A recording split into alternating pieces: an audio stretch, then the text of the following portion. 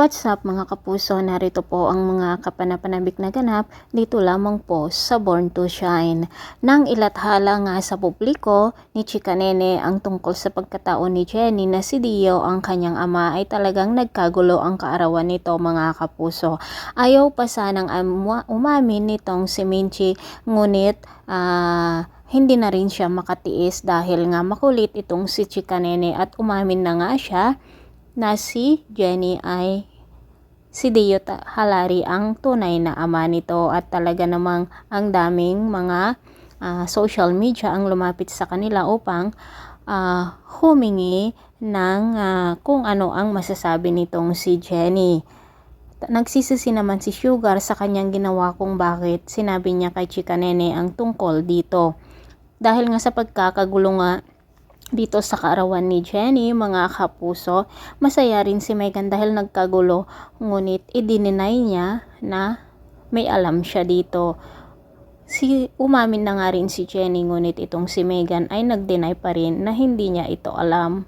Nagsisisi naman itong si Sugar at talaga namang nasampal siya ni Minchi dahil siya nga ang may kagagawan.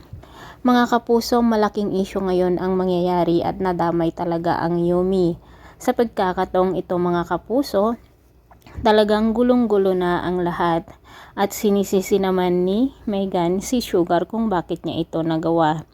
Kapag umuwi naman na sina Dara at Amelia, siguradong kaguluhan ang bubungad sa kanila dahil nga sa isyong ito na si Jenny ay nananalaytay sa kanya ang dugo ng mga halari. Mga kapuso, ano kaya ang gagawin ngayon ni Jenny lalo pat idininay ni Megan na alam niya ang totoo na magkapatid sila. Talaga naman itong si Megan ay napakasama ang kanyang pag-uugali.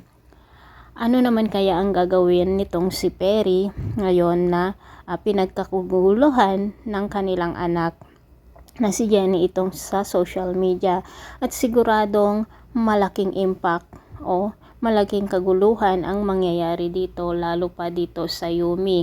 At ito na naman ang magiging malaking problema nitong si Monica. Sana dumating na si Amelia para siya talaga mismo ang tagapagtanggol nito kay Jenny dahil nga gusto niyang makabawi dito sa kanyang apo.